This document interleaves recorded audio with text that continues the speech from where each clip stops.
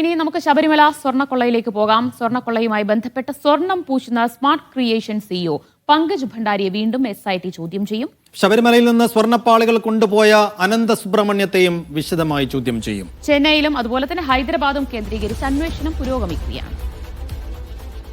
വിവരങ്ങളുമായി സിജോ വി ജോണാണ് ചേർന്നത്. സിജോ, നേരത്തെ പങ്കജ് ഭണ്ഡാരി ഒരു പ്രാവശ്യം ചോദ്യം ചെയ്തിരുന്നല്ലോ, എന്താണ് വീണ്ടും ചോദ്യം ചെയ്യാൻ കാരണം?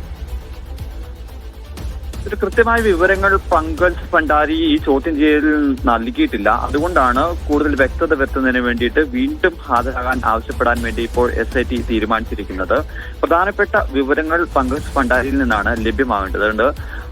അതിന്റെ കാര്യം എന്ന് പറയുന്നത്, ഇതിൽ സ്വർണത്തിന്റെ അളവിൽ വ്യത്യസ്തത വന്നിട്ടുണ്ട്. UB ഗ്രൂപ്പ് പറഞ്ഞതനുസരിച്ച് ഇതിൽ 1.5 കിലോയോളം സ്വർണമാണ് ഉണ്ടായിരുന്നത്, സ്വർണ്ണപ്പാളികൾ ഉണ്ടായിരുന്നത്. പക്ഷേ അത് അവിടെ എത്തി ഉരുക്കിയ സമയത്ത് 577 ഗ്രാം മാത്രമാണ് ഉണ്ടായിരുന്നത്. ഏകദേശം 1 കിലോയോളം കുറവ് ഈ സ്വർണത്തിൽ ഉണ്ടായിട്ടുണ്ട്.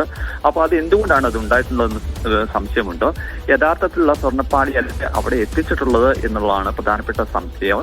ഈ സ്വർണ്ണപ്പാളികൾ ആദ്യം ബംഗളൂരുവിലേക്കും പിന്നെ ഹൈദരാബാദിലേക്കും കൊണ്ടുപോയിട്ടുണ്ട്. അങ്ങനെയാണെന്നുണ്ടെങ്കിൽ അവിടെ വെച്ച് ഉരുക്കി പിന്നീട് മറ്റൊരു പാളിയാണ് അവിടെ എത്തിച്ചത് എന്നുള്ളൊരു സംശയമാണ് ബലപ്പെട്ട് നിൽക്കുകയും ചെയ്യുന്നത്. ആ ഒരു സാഹചര്യത്തിലാണ് ഇത്തരത്തിലൊരു ചോദ്യം ചെയ്യലിലേക്ക് കടക്കാൻ, വീണ്ടും ചോദ്യം ചെയ്യാനുള്ള നടപടിയിലേക്ക് കടക്കുന്നത്. സോ ഇവിടെ നിന്ന് ശബരിമലയിൽ നിന്ന് ഉണ്ണികൃഷ്ണൻ പോറ്റിക്ക് വേണ്ടി സ്വർണം ഏറ്റുവാങ്ങിയിരിക്കുന്നത് അനന്ത സുബ്രഹ്മണ്യം എന്ന് പറയുന്ന ഇയാളുടെ സുഹൃത്താണ്. അയാളെ കേന്ദ്രീകരിച്ചും അന്വേഷണം നടത്താൻ വേണ്ടിയിട്ടാണ് ഇപ്പോൾ SIT തീരുമാനിച്ചിരിക്കുന്നത്.